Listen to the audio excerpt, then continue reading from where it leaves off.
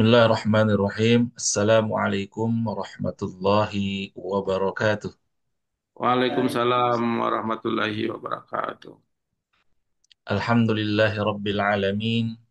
Alhamdulillah wal aqibatu lil muttaqin. Wassalatu wassalamu ala nabiyyil mursalin wa ala alihi wa ashabihi wa man tabi'ahu bi ihsanin ila yaumiddin. Asyhadu an la ilaha illallah wahdahu la syarika lah wa anna Muhammadan abduhu wa rasuluh. Allahumma fasalli wa sallim wa barik ala sayyidina Muhammadin wa ala alihi wa ashabihi wa man tabi'ahu bi ihsanin ila yaumiddin. Qala Allah Ta'ala fil Qur'anil Karim, a'udzu billahi minasy syaithanir Bismillahir Rahim.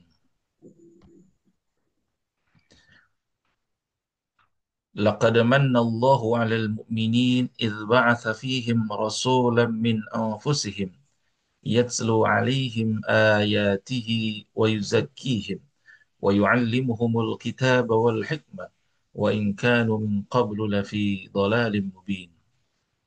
Sadaqallahul Azim. Bersyukur kepada Allah Subhanahu wa taala atas segala limpahan rahmat dan karunia-Nya kepada kita semuanya. Salawat dan salam kepada Nabi kita, Nabi Muhammad sallallahu alaihi wasallam. Alhamdulillah, Bapak Ibu Ayah Bunda, jamaah sekalian, semoga sehat semuanya. Amin.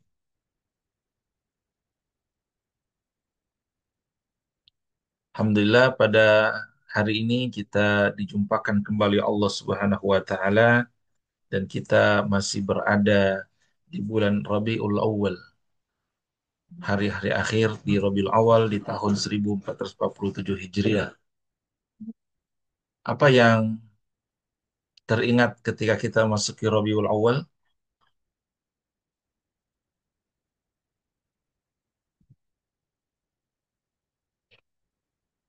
Rabiul Awal adalah bulan di mana Nabi kita, Nabi Muhammad SAW dilahirkan.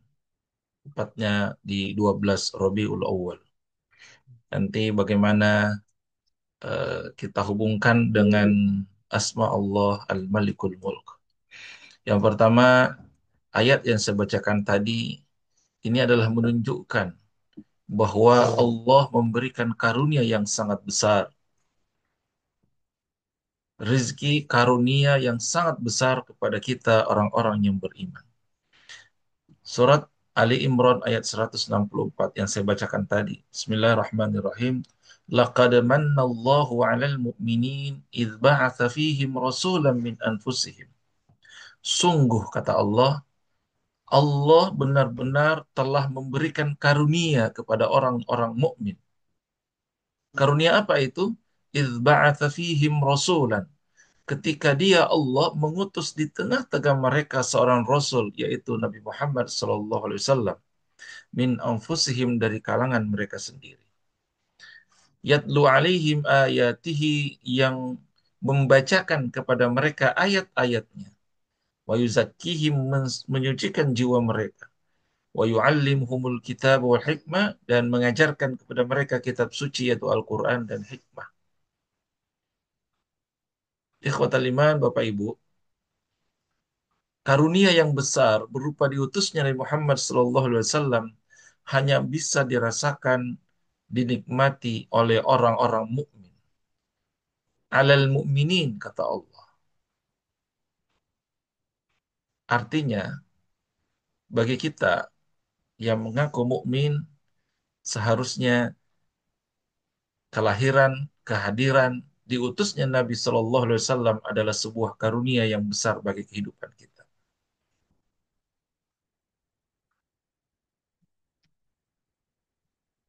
Tentu bagi mereka yang tidak beriman tidak merasakan karunia itu. Insya Allah semoga perjalanan kehidupan kita benar-benar tertuntun oleh apa yang menjadi teladan uswah Nabi Muhammad Sallallahu Alaihi Wasallam. Bapak Ibu Ayah Bunda yang rahmati Allah Subhanahu Wa Taala, beliau adalah seorang pribadi yang lengkap, komplit. Bahkan bisa dikatakan hampir semua apa namanya eh, profesi-profesi manusia modern saat ini itu pernah dijalani oleh Nabi Muhammad SAW. Hampir semua profesi-profesi utama ya pernah dijalani oleh Nabi Muhammad SAW. Apabila kita lihat nabi-nabi sebelumnya, para nabi Rasul sebelumnya, ya tidak semua profesi itu dijalani, profesi besar. Ya. Ada nabi, dia terlahir tanpa ayah, tanpa ibu, sehingga umatnya, termasuk kita tidak bisa menjadikan teladan bagaimana profil nabi tersebut ketika dia menjalani peran sebagai seorang ayah, ya kan? Ada juga yang eh, tidak pernah merasakan bagaimana menjadi seorang eh, kaya atau tidak pernah merasakan bagaimana miskin dan sebagainya. Tapi Nabi Muhammad SAW yang diutus oleh Allah sebagai karunia bagi kita itu komplit, lengkap. Betul atau betul? Pernah merasakan menjadi seorang anak yatim, pernah merasakan menjadi seorang kaya, miskin juga pernah menjadi seorang karyawan ketika dia bekerja kepada Khadijah saat itu, jadi karyawan. Pernah menjadi apalagi penggembala, pernah menjadi pedagang, bisnismen, menjadi teladan bagi suami, pernah menjadi seorang ayah karena punya anak, menjadi pemimpin politik, panglima perang juga, hakim juga ketika memutuskan itu Hajar Aswad, menjadi kepala negara juga, ya, dalam kisah ketika beliau membangun masyarakat Madani dengan piagam Madinah itu. Pernah berprofesi sebagai seorang guru bagi sahabat-sahabatnya. Pernah menjadi murid ketika berguru langsung kepada Jibril. Masya Allah. Nah, dan banyak peran-peran lain yang mana sangat layak karunia Allah yang besar ini dan kita jadikan teladan beliau Nabi Muhammad sallallahu alaihi wasallam. Ya. Wa ma arsalnaka illa rahmatan lil alamin. Kata Allah, dan tidaklah kami mengutus engkau wahai Muhammad melainkan sebagai rahmat bagi seluruh alam. Rahmat bagi seluruh alam. Ya. Dan ini adalah rahmat terbesar, lebih besar dari apapun, dari harta, pangkat, jabatan, kekuasaan yang dimiliki oleh manusia. Ya. Beliau adalah jalan hidayah. Bahkan kelak di hari kiamat, beliau adalah seorang nabi yang diizinkan Allah untuk memberikan syafaat, pertolongan. Yang memberikan syafaat bukan Nabi Muhammad, tapi Allah. Atas izin Allah Subhanahu wa taala dan Nabi memberikan syafaat. Ya. Hikmahnya apa, Bapak Ibu? Kita tidak mengkultuskan pribadi beliau, ya, karena memang tidak ada kultus di dalam agama Islam. Ya. Tapi beliau diutus oleh Allah Subhanahu wa taala dan ketika memberikan syafaat, Allah, ya, atas izin Allah Subhanahu wa taala, Rasulullah bisa memberikan syafaat pertolongan kepada umat manusia. Ikhwatal iman yang dirahmati Allah Subhanahu wa taala. Jadi kalau ada yang disebut dengan syafaatul uzma atau syafaatul kubra, ya, pada hari kiamat gitu ya. Syafaat itu pertolongan. Dalam banyak riwayat hadis gitu ya, dikisahkan bahwa kelak itu pada hari kiamat, Bapak Ibu, ketika seluruh manusia dibangkitkan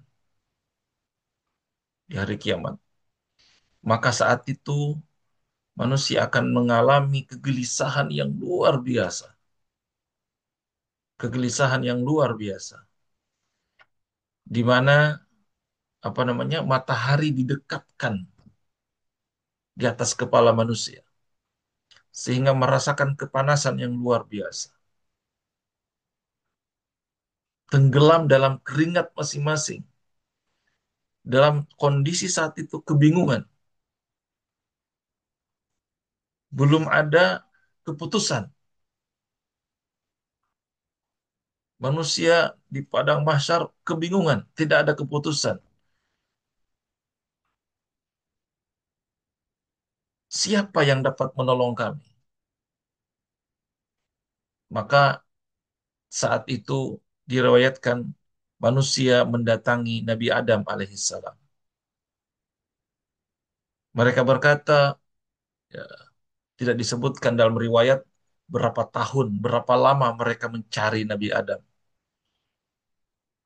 Dan ketika ketemu mereka berkata, wahai Adam, engkau adalah bapak manusia. Allah ciptakan engkau dengan tangannya. Allah tiupkan ruh ke dalam dirimu. Lalu Allah perintahkan malaikat sujud kepadamu. Wahai Adam, mohonkanlah syafaat untuk kami kepada Rabb. Manusia minta kepada Nabi Adam agar meminta syafaat, minta pertolongan kepada Allah. Namun saat itu Nabi Adam menjawab, nafsi, nafsi. Nah, istilah nafsi-nafsi itu nyata dalam hadis. Nafsi, nafsi itu artinya apa? Diriku, diriku. Ya aku juga mikir diriku. Kenapa? Karena hari ini sesungguhnya Allah itu dalam kemurkaan yang belum pernah ada sebelumnya. Dan aku itu pernah melanggar perintah Allah ketika dahulu di surga memakan buah terlarang. Nafsi, nafsi, kata Nabi Adam. Lalu kata beliau, pergilah kepada Nabi Nuh. Karena Nabi Nuh itu adalah Rasul pertama kan, yang diangkat menjadi Rasul. Kalau Nabi pertama, Nabi Adam. Maka manusia kemudian mencari Nabi Nuh. Dan tidak disebutkan berapa lama mereka mencari. Dan ketika ketemu, manusia berkata, wahai Nuh, engkau adalah Rasul pertama yang diutus Allah kepada manusia di muka bumi.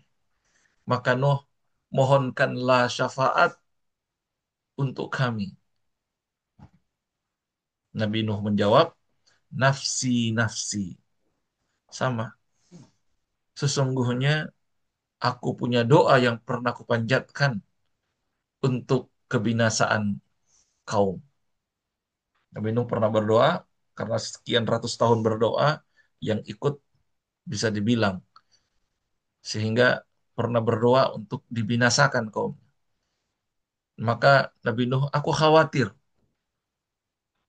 Allah murka karena aku pernah berdoa untuk kebinasaan kaum. Nabi Nuh kemudian berkata, pergilah kepada Nabi Ibrahim, penghulu para nabi. Manusia pun pergi mencari Nabi Ibrahim.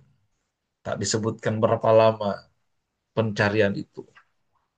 Ketika ketemu, wahai Ibrahim, engkau adalah Khalilullah. Engkau adalah kekasihnya Allah. Mohonkanlah syafaat untuk kami. Nabi Ibrahim menjawab, nafsi, nafsi, nafsi, nafsi. Aku pernah berdusta, kata Ibrahim. Ya, meski saat itu dusta itu karena sebuah taktik diplomasi ya, ketika berdakwah. Nabi Ibrahim berkata, pergilah cari Nabi Musa. Merasa Nabi Ibrahim nggak layak untuk meminta syafaat kepada Allah. Temui Nabi Musa. Manusia pun mencari Nabi Musa. Nggak, nggak ketahuan berapa lama pencarian itu. Manusia dalam kebingungan pada hari kiamat. Wahai Musa, engkau adalah kalimullah. Engkau adalah orang yang pernah diajak bicara langsung oleh Allah di Gunung Tursina. Maka wahai Musa, mohonkanlah syafaat untuk kami. Nabi Musa menjawab, nafsi, nafsi. Aku pernah membunuh seorang jiwa. Masih ingat kisah di surah Al-Kahfi ketika itu ya, ketika Musa berguru kepada siapa? Nabi Khidir. Ya. Aku pernah membunuh seorang jiwa. Pergilah kalian kepada Nabi Isa. Akhirnya manusia cari lagi Nabi Isa. Entah berapa tahun mencarinya, berapa lama mencarinya. Dan ketika ketemu, wahai Isa, engkau adalah kalimatullah dan ruhnya. Mintalah syafaat untuk kami. Nabi Isa juga menjawab, nafsi, nafsi, aku tidak layak. Aku tidak layak. Maka pergilah temui Nabi Muhammad Sallallahu Alaihi Wasallam. Akhirnya manusia pun mendatangi Nabi Muhammad Sallallahu Alaihi Wasallam.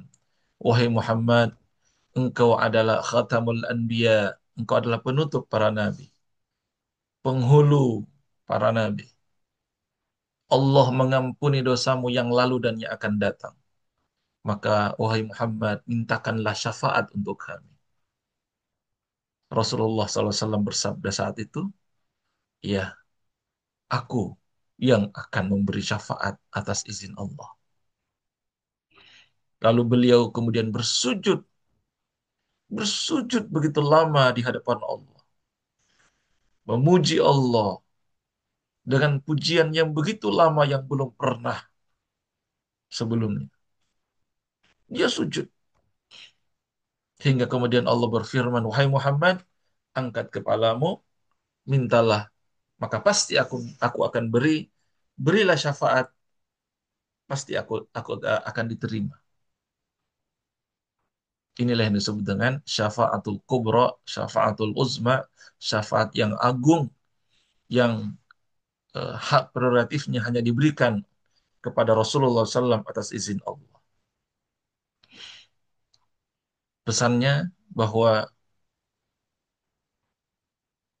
jangan mengkultuskan pertama itu, jangan mengkultuskan seseorang, karena Nabi Muhammad pun juga kekuatan spiritualnya, kekuatan doanya, ketaatannya kepada Allah Subhanahu wa taala itu yang menjadi perantara Allah memberikan syafaat atas izin Allah Subhanahu wa taala.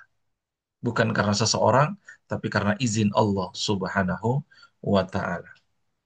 Ikhwatal iman yang dirahmati Allah Subhanahu wa taala, maka sekali lagi kita bersyukur ada karunia yang besar yang Allah berikan kepada kita diutusnya Nabi Muhammad sallallahu alaihi wasallam, di mana ketika beliau lahir saja, kelahiran beliau itu eh, nah, hari ini kita membahas Al-Malikul Mulk ya. Al-Malikul Mulk itu dari dua kata, Al-Malik dan Al-Mulk. Al-Malik itu artinya adalah eh, apa? Yang memiliki kuasa, penguasa, Malik. Milik itu dari bahasa Arab, hak miliknya. Al-Malik itu adalah yang memiliki, yang menguasai, pemilik yang sah, Al-Malik. Al-Mulk, Al-Mulku itu artinya kerajaan, pemerintahan, kekuasaan, itu Al-Mulk. Berarti Al-Malikul Mulk adalah yang menguasai atau yang memiliki kerajaan, kekuasaan. Jadi Allah pemilik kerajaan, pemilik kekuasaan, seluruh kerajaan, kekuasaan adalah milik Allah Subhanahu wa taala yang tak ada tandingannya, tak ada batasnya. Banyak kisah yang menjelaskan bagaimana kekuasaan dan Allah Subhanahu wa taala di atas kekuasaan segala penguasa di bumi ini. Bahkan karena izin Allah Subhanahu wa taala, Allah yang menciptakan, Allah yang mengutus nabinya Nabi Muhammad sallallahu alaihi wasallam hingga dikatakan Ada riwayat mengatakan bahwa ketika Nabi Muhammad SAW lahir itu lahirnya saja, ya, Masya Allah, itu ada beberapa kerajaan besar saat itu goyah. Itu momentum kelahiran Nabi.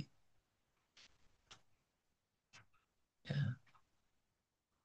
Jadi tanda menandai ada awal perubahan sejarah dunia. Disebutkan bahwa ada tanda-tanda luar biasa. Apa itu diantaranya? Saat itu kan kerajaan Romawi dan Persia yang besar, ya. Eh, Saat kelahiran Nabi Muhammad SAW itu runtuhnya sebagian istana Kisra, Persia. Ya, istana di Persia, istana Kisra. Ya. Sebagian istana runtuh ketika kelahiran Nabi. Kemudian juga Majusi itu menyembah api, ya, ya, Zoroaster. Yang api Majusi itu kan nyala ribuan tahun, ya. Tapi ketika Nabi lahir, itu api itu padam. Ya, ya, Allah alam ini sebuah simbol tentang eh, kelahiran Nabi yang membawa cahaya, membawa kebenaran, dan runtuhnya kerajaan kekuasaan yang melembangkan kebatilan saat itu. Ya,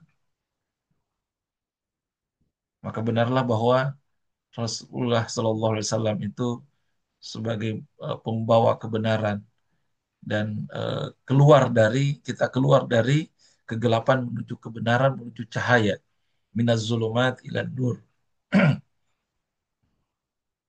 Ikhwatal iman yang dirahmati Allah Subhanahu wa taala, ya.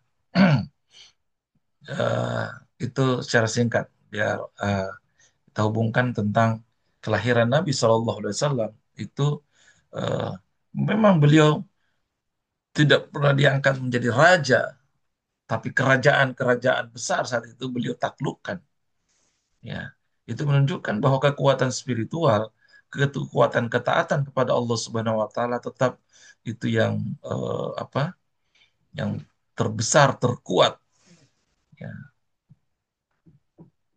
Karena Al-Malikul Mulk itu bukan sekedar raja.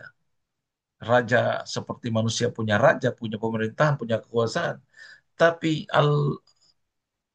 Al-Malik, Al-Mulk, dua lah. Raja yang mutlak kekuasaannya, yang mutlak apa kekuatannya, yang tidak ada batasnya. Kalau kekuatan manusia atau kekuasaan manusia itu kan sementara. Kalau seorang presiden, berapa lama bertahan? Ada batasnya, sesaat. Ya, bukan bukan kepemilikan yang hakiki, ya. Hak apa? Hak pinjam, ya, status kerajaan. Hak pakai kalau raja itu punya istana. Itu kan bukan hak milik itu istana. Ya, 5 tahun atau 2 periode. Kalaupun raja, ya misalnya kalau ada sistem kerajaan, itu juga sesaat, ya, sementara. Jadi ada batasannya, terbatas, baik terbatas waktunya, terbatas lingkupnya. Kerajaan manusia. Contohlah misalnya Indonesia yang masih ada kerajaan di mana, yang masih apa namanya statusnya raja, Jogja misalnya, ya. Eh, Sultan Jogja, namanya Sultan, ya. Itu area kekuasaannya seluas apa? Jogja, Sultan Jogja, ya seluas Jogja, ya. Seluas istana atau karena dia merangkap sebagai gubernur, ya kekuasaannya seluas daerah istimewa Yogyakarta. Ya. Bisa nggak dia karena Raja Jogja, kemudian dia pergi ke mana? Pergi ke Surabaya, pergi ke Sumatera gitu, terus, wow, dia dengan pakaian kerajaan dikawal oleh para apa itu? Apa namanya istilahnya pengawalnya? Terus memerintah masyarakat di Sumatera misalnya. Bisa nggak? Ya nggak bisa. area kerajaannya, kekuasaannya ya terbatas di situ. Itulah kerajaan manusia. Tapi itu pun manusia ya tidak semua sih di Jogja misalnya ada abdi, abdi dalam namanya ya. Itu pun sangat takzim sekali dengan rajanya. Kalau jalan itu gimana kalau jalannya mereka? Nunduk-nunduk, alas kaki dilepas, bahkan itu dari kejauhan sudah apa? Jalan eh, sudah duduk gitu ya untuk menghadap, masya Allah. Padahal itu dia baru berhadapan dengan yang namanya raja manusia, yang area kekuasaannya terbatas. Nah, bagaimana ketika kita menjadi Abdullah, hamba Allah, bukan lagi abdi dalam, ya, abdi dalam yang hanya apa, dia menghambakan dirinya kepada raja, ya, raja wilayahnya, tapi kita adalah Abdullah, hamba Allah yang kita mengabdi kepada Al-Malikul Mulk, raja alam semesta raya, penguasa jagat raya. Maka tentulah seharusnya kita lebih takzim lagi kepada Allah Al-Malik yang punya Al-Mulk, kekuasaan yang tanpa batas kekuasaan Allah meliputi segala langit yang dan bumi, daratan, lautan, semua adalah kekuasaan Allah, milik Allah. Manusia hanya sementara. Allah yang memberi. Allah yang bisa mencabut kekuasaan itu. Allah muliakan seseorang dengan menduduki sebuah kerajaan atau posisi atau jabatan. Allah muliakan. Tapi Allah juga berkehendak untuk menghinakan, merendahkan. Nggak ada yang bisa melawan. Nggak ada yang bisa menolak. Ya. Sebagaimana Allah sampaikan itu ya. Apa Al-Malikul Mulk. Apa ayatnya saya. Eh, Allahu Akbar ayatnya.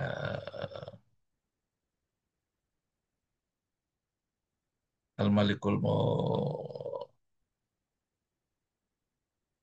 Sering kita baca. Tabarakallah. Qulillahumma. Masya Allah. Qulillahumma malikal mulki. Tu'til mulka man tasha'u wa tanzi'ul mulka mimman tasha'u. Wa tu'izzu man tasha'u wa tudhillu man tasha'u biyadikal khair. Innaka ala kulli syai'in qadir. Surat Ali Imran ya.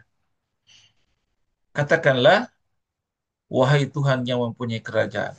Engkau berikan kerajaan kepada orang yang engkau kehendaki. Mantasya. Wa tanzi'ul mulka mimman tasya, tapi engkau juga yang mencabut kerajaan itu dari orang yang engkau kehendaki.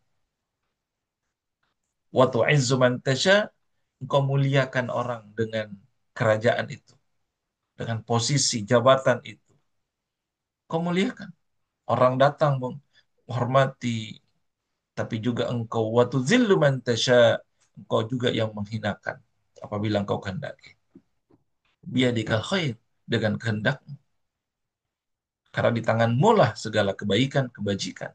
Innaka ala kulli syai'in qadir. Sesungguhnya engkau maha kuasa atas segala sesuatu.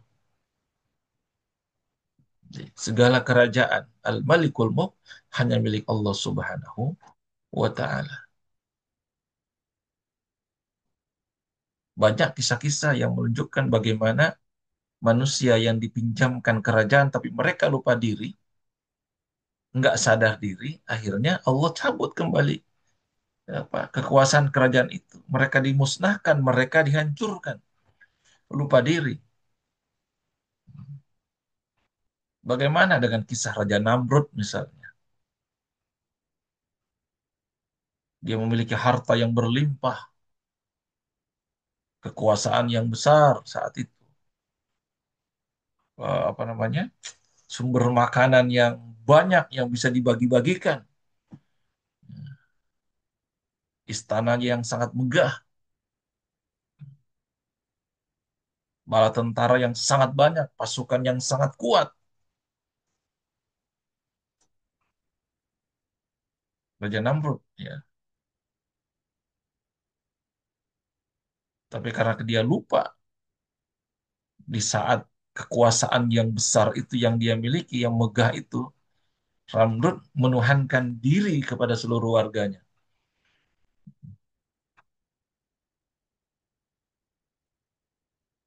Ya, warganya, masyarakat yang datang kepadanya, yang berkunjung ke istananya, ya, seolah-olah dirinya adalah Tuhan yang eh, masyarakat itu datang mengemis-ngemis, ya, meminta-minta, lalu dia berlagak seperti Tuhan yang memberikan apa yang diminta oleh masyarakatnya.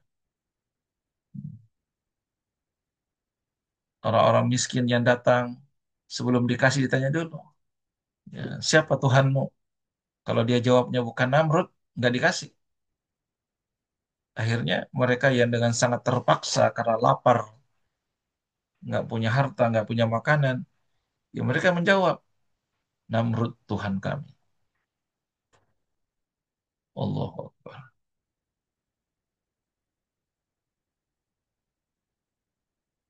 Demikian juga siapa? Fir'aun mengaku dirinya Tuhan. Nah, Ana Rabbukumul A'la kata dia. Sampai ketika Fir'aun itu menganggap dirinya Tuhan. Dan ketika siapa? Ya Nabi Musa dilawan apa akan ditangkap untuk karena Musa melawan keinginan dia atau kemauan dia dianggap sebagai Tuhan. Sama Namrud juga demikian. Ketika Nabi Ibrahim datang ya, bertamu kepada siapa? Raja Namrud, dia ditanya, siapa Tuhanmu? Nabi Ibrahim jawab, ya Tuhanku adalah yang menghidupkan dan yang mematikan. Ya, Tuhanku yang maha menghidupkan dan mematikan. Dan apa yang terjadi ya, nah, Namrud mengusir Nabi Ibrahim. Ya, itu kan disampaikan ya dalam Al-Quran ya, surat Al-Baqarah ya. Alam tara ilal ladzi hajja Ibrahim fi rabbih an atahu Allahul mulk. Qala idh qala Ibrahim Rabbiyalladzi yuhyi wa yumiit. Qala ana uhyi wa umiit. Qala Ibrahim fa inna Allah ya'ti bisyamsi minal masyriq fa'ti biha minal maghrib. Fabuhita alladzi kafar wallahu la yahdil qawmaz zalimin. Jadi ketika itu eh, ini dialog berhadapan siapa Nabi Ibrahim dengan Namrud. Apakah kamu tidak memperhatikan orang yang mendebat Ibrahim? Itu ayat tadi ya. Tentang Tuhannya itu Allah. Jadi Ibrahim dengan Namrud. Ya. Ketika Allah memberikan orang itu, maksudnya adalah Namrud, pemerintahan, kekuasaan, kerajaan. Lalu kemudian Ibrahim datang, lalu ditanya tadi, siapa Tuhanmu? Ibrahim menjawab, apa? Tuhanku adalah yang menghidupkan dan yang mematikan. Allah maksudnya. Lalu orang itu berkata, Namrud berkata, saya dapat menghidupkan, saya dapat mematikan. Caranya gimana? Dia panggil seseorang, ya, dua orang maksudnya, yang satu dibunuh, loh, terus yang satu dibiarkan, nggak dibunuh. Loh, lihat, saya matikan, saya hidupkan. Aneh itu. Padahal ya hanya dimatikan saja, yang satunya dibiarkan hidup. Bukan itu maksud. Tapi Nabi Ibrahim berkata lagi, sesungguhnya Tuhanku menerbitkan matahari dari timur, ya, maka sekarang terbitkanlah matahari dari barat. Kalau kamu adalah Tuhan, maka terdiamlah Namrud saat itu. Sebenarnya terdiam itu ya secara logika atau secara hidayah mungkin dia sadar, oh ya gimana caranya? Nggak bisa. Ya tapi karena Allah apa namanya? Karena hatinya sudah tertutup, ya tidak dapat hidayah, ya tetap saja dia menghukum Ibrahim. Ya. Wallahu la yahdil qawmaz zalimin, dan Allah tidak memberi petunjuk kepada orang-orang yang zalim. Sama juga dengan Fir'aun kan? Ya. Dia sadar saat itu bahwa ya ketika apa namanya? Ketika apa? Dia hatinya tuh mengakui sebenarnya, tapi karena tidak diberi hidayah, ya, kesombongan dan keangkuhannya menutup hidayah tersebut. Bahkan Namrud itu pernah ketika Nabi Ibrahim menghancurkan patung-patung itu kan ya, singkat kisahnya. Ya, ketika mereka habis pesta, menyembah Tuhan-Tuhannya yang banyak dengan patung yang dibuat oleh ayahnya Ibrahim, yaitu Azar. Tapi kemudian ketika mereka pergi, apa namanya, tempat ibadahnya kosong. Ibrahim saat itu masuk, ya, eh, dikisahkan itu masih belum jadi nabi, pemuda. Dan dihancurkan semua patung-patung tersebut kecuali satu yang paling besar. Ketika dikalungkan di kampaknya, dikalungkan di leher patung yang besar. Dan ketika datang Namrud, siapa yang menghancurkan? Dicari pelakunya, akhirnya ketahuan, oh ini pemuda namanya Ibrahim. Panggil, kamu kayak menghancurkan Tuhan-Tuhan kami. Ibrahim, loh kenapa tanya saya? Itu ada Tuhanmu yang paling besar, tanya aja dia. Apa kata Namrud? Dia tidak bisa bicara, dia tidak bisa bergerak. Mana mungkin dia yang melakukan? Nah, kalau nggak bisa bicara, nggak bisa bergerak, nggak punya kuasa, lalu kenapa kalian sembah? Terdiam juga Namrud dan pengikutnya. Iya, benar juga ya. Tapi sekali lagi, itu kan hidayah. Bahwa Tuhan yang mereka sembah itu tidak bisa berbuat apa-apa, sadar.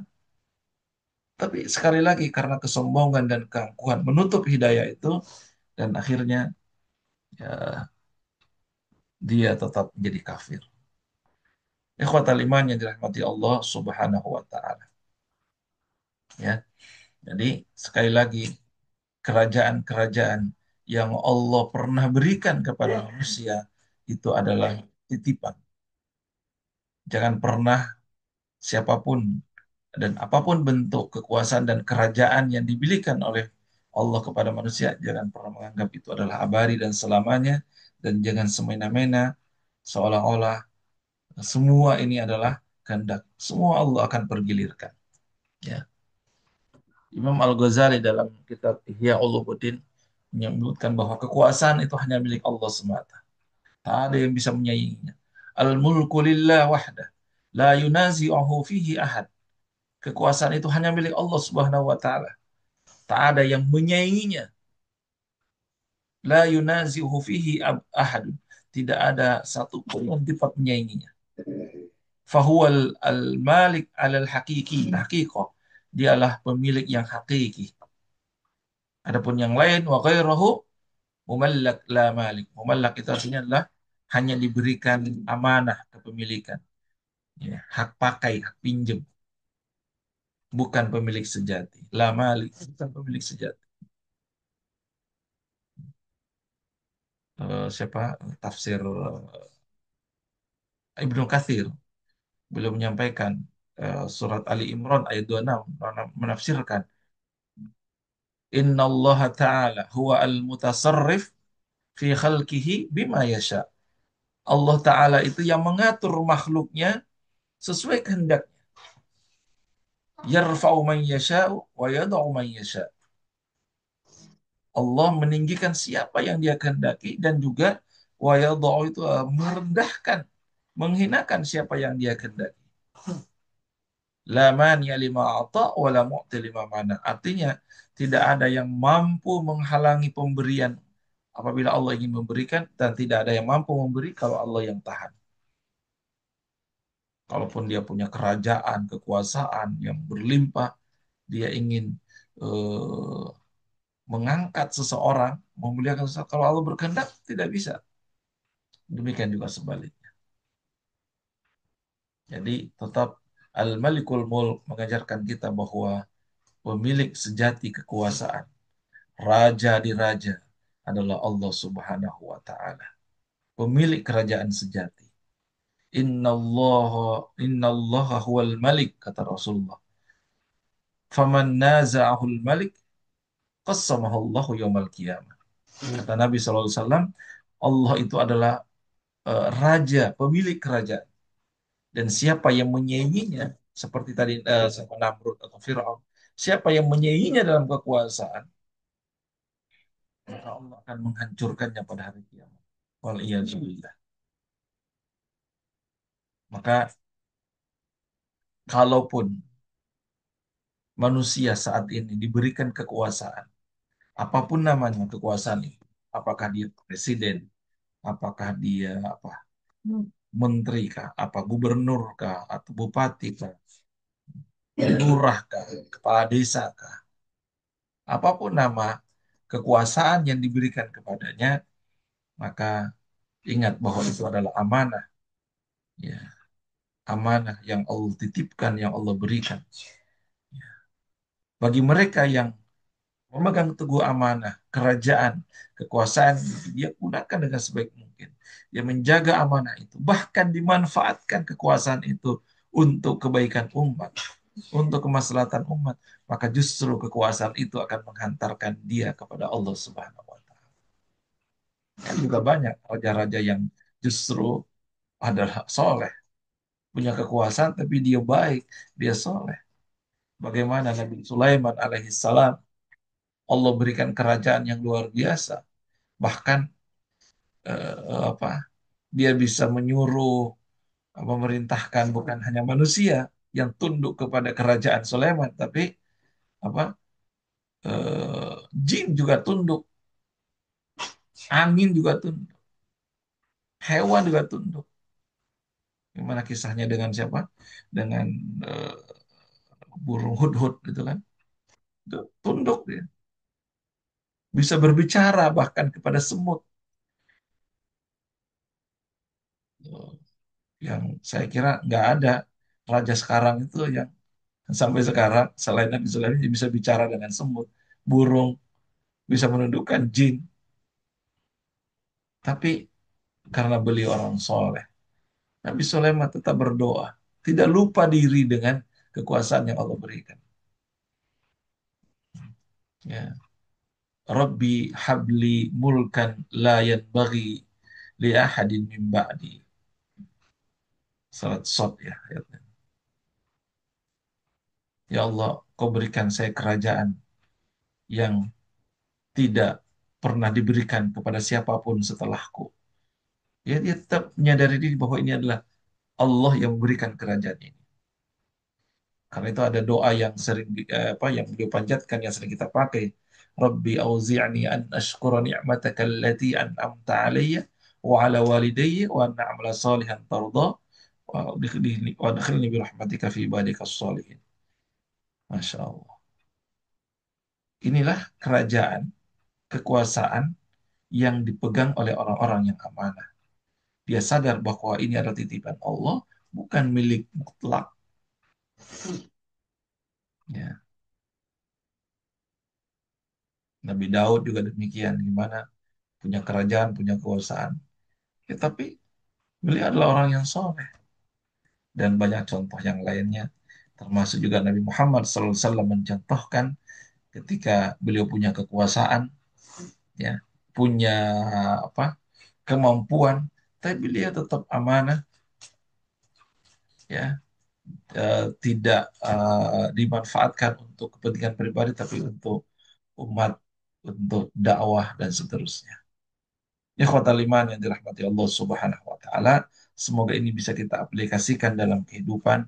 Yang pertama tadi banyak yang kita sampaikan bahwa ada kesadaran tauhid, ya, tentang kisah Nabi Muhammad SAW tadi itu, kita bisa memperingati kelahiran Nabi SAW, takzim dan banyak salawat dan seterusnya, gitu ya. Semoga mendekatkan kita kepada cinta Rasulullah, Allah dan Rasulullah SAW, tapi tidak mengkultuskan. Sebagaimana tadi dalam kisah tadi apa, pemberi syafaat, tetap ternyata yang memberikan syafaat itu Allah Subhanahu Wa Taala. Tidak ada yang bisa memberikan syafaat kecuali atas izin Allah Subhanahu wa taala. Maka ketika tadi manusia di hari kiamat datang mencari Nabi dan akhirnya ketemu Nabi Muhammad SAW, siapa yang beri syafaat? Kata Nabi, aku. Tapi apa yang dilakukan Nabi?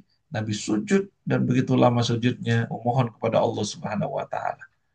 Hingga akhirnya Allah memerintahkan untuk bangkit dan Allah perintahkan untuk berdoa dan aku akan kabulkan kata Allah. Kau akan berikan syafaat, aku terima, aku izinkan.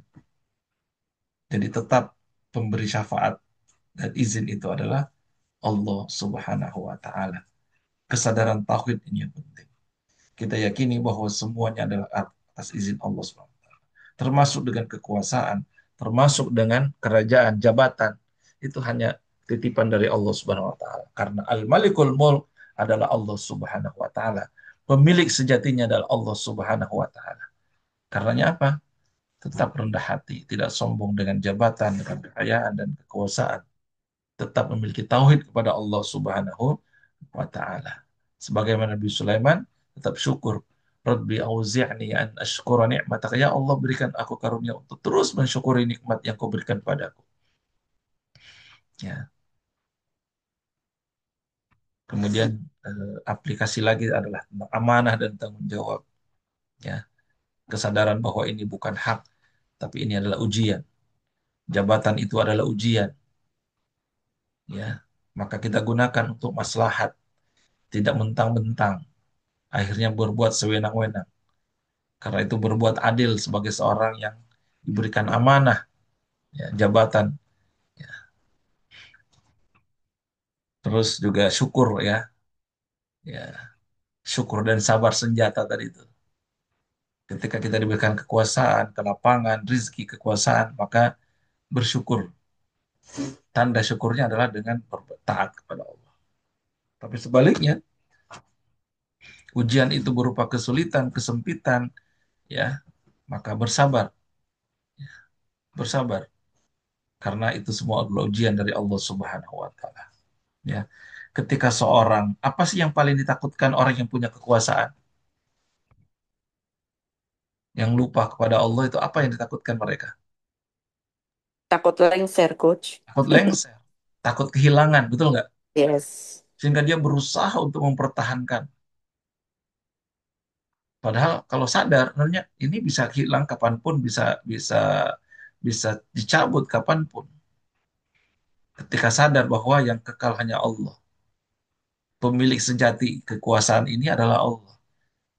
Jadi orang beriman tidak pernah takut akan kehilangan jabatan, kekuasaan, bahkan harta sekalipun, karena dia ikhlas. Dia lakukan ini, dia emban amanah ini, dia ikhlas, tawakal kepada Allah.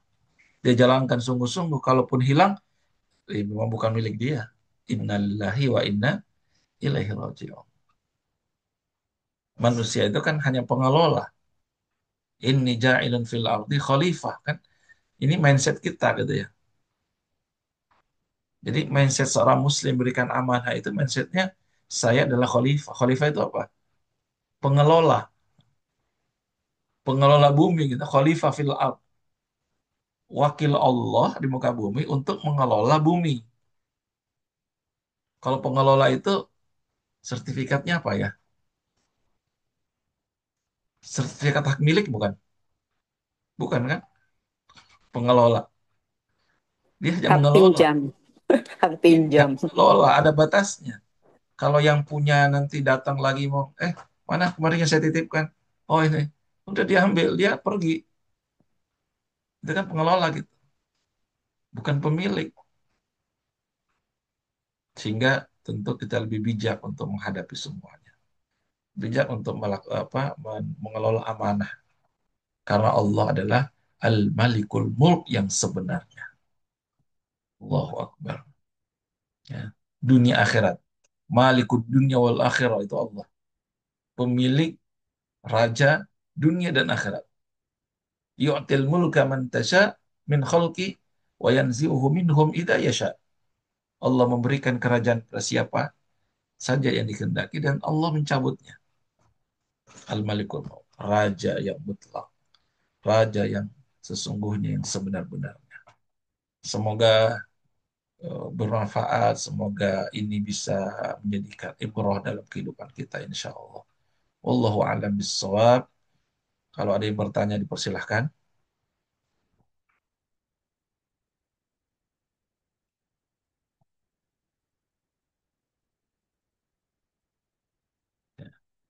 Kita berdoa ya.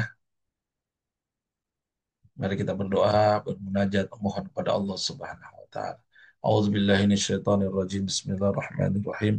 الحمد لله رب العالمين حمدا يوافي نعمه ويكافي مزيدا يا ربنا لك الحمد ولك الشكر كما ينبغي لجلال وجهك الكريم وعظيم سلطانك اللهم صل على سيدنا محمد وعلى آل سيدنا محمد ربي أوزعنا أن نشكر نعمتك التي أنعمت علينا وعلى والدينا وأن نعمل صالحا ترضاه وادخلنا برحمتك في عبادك الصالحين اللهم آت أنفسنا تقواها وزكها أنت خير من زكاها أنت وليها ومولاها ربنا لا تزغ قلوبنا بعد إذ هديتنا وهب لنا من لدنك رحمة إنك أنت الوهاب اللهم يا الله سلمنا والمسلمين وعافنا والمسلمين واكفنا وإياهم من شر مصائب الدنيا والدين بسم الله الذي لا يضر مع اسمه شيء في الأرض ولا في السماء وهو السميع العليم نعوذ بكلمات الله التامات من شر ما خلق اللهم اكفنا بحلالك عن حرامك واغننا بفضلك عمن سواك اللهم يا الله اللهم اختم لنا بالإسلام واختم لنا بالإيمان واختم لنا بحسن الخاتمة اللهم احسن عاقبتنا في الأمور كلها وأجرنا من خزي الدنيا وعذاب الآخرة اللهم اجعل خير أمورنا آخرة وخير أعمالنا خواتمة وخير أيامنا يوم لقائك يا رب العالمين ربنا آتنا في الدنيا حسنة وفي الآخرة حسنة وقنا عذاب النار وصلى الله على خير خلق محمد النبي الأمي وعلى آله وصحبه وسلم والحمد لله رب العالمين وآخر دعوانا والسلام عليكم ورحمة الله وبركاته Waalaikumsalam Waalaikumsalam warahmatullahi wabarakatuh.